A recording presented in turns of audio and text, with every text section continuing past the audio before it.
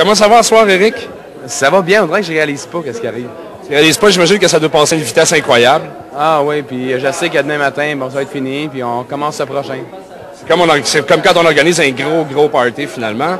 Oui, puis tous nos chums, ils viennent, puis dans ce cas-ci, c'est un party qui est le fun, c'est pour une belle cause, puis je suis content qu'il y ait tellement de gens qui ont embarqué, pas juste les artistes, les gérants, les commanditaires, les médias, tout le monde. C'est comme la gang de la chute, c'est comme, wow, ceux qui sont pas là, ils manquent un mot, du bon chute.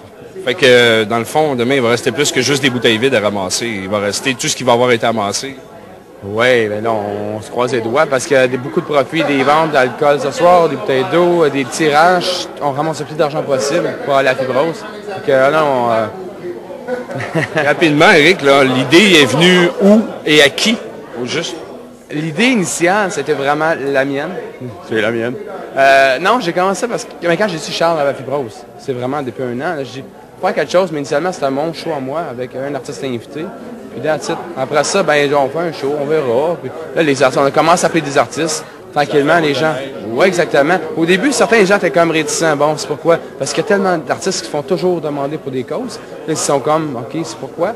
Là, quand on dit c'est pour Charles, c'est mon neveu. Même Roger Tabra, il a dit cette semaine, il dit, c'est rare, je fais ça, mais celui-là, je ne peux pas passer à côté. C'est approché d'une façon tellement douce, c'est tellement humaine. C'est comme, c'est venu me chercher. Lui-même qui est papa, fait qu'il a compris la situation. Que tous les artistes sont vraiment embarqués, là, puis on est overwhelmed, débordés d'enthousiasme. Surpris par pas juste par la quantité, mais par la catégorie, si je peux dire, le niveau des artistes qui sont ici. Parce qu'il y a quand même une couple de professionnels. Il y a Luc de la Rochelière qui est là, il y a Caroline Néron, que j'ai vu tantôt. Ouais. Ben, c'est certain que moi, je voulais faire une place autant à la relève. Puis initialement, elle me disait, bon, c'était vendredi soir, il y a beaucoup d'artistes qui sont déjà comme bookés ce soir, un peu partout à Garou et compagnie.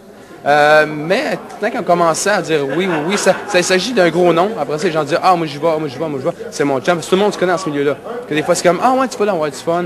Puis à la quantité des gens, j'ai vu les répètes cette semaine, c'était les gens, ils s'éclataient. Même Robert Simard, la chute avec Emmanuel Auger, c'était tellement drôle. Fait que, ce que tu nous dis, dans le fond, c'est que tu en as appelé un, puis le reste, c'est fait seul.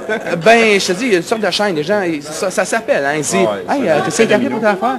Fait que, ben, c'est ça, là, on s'est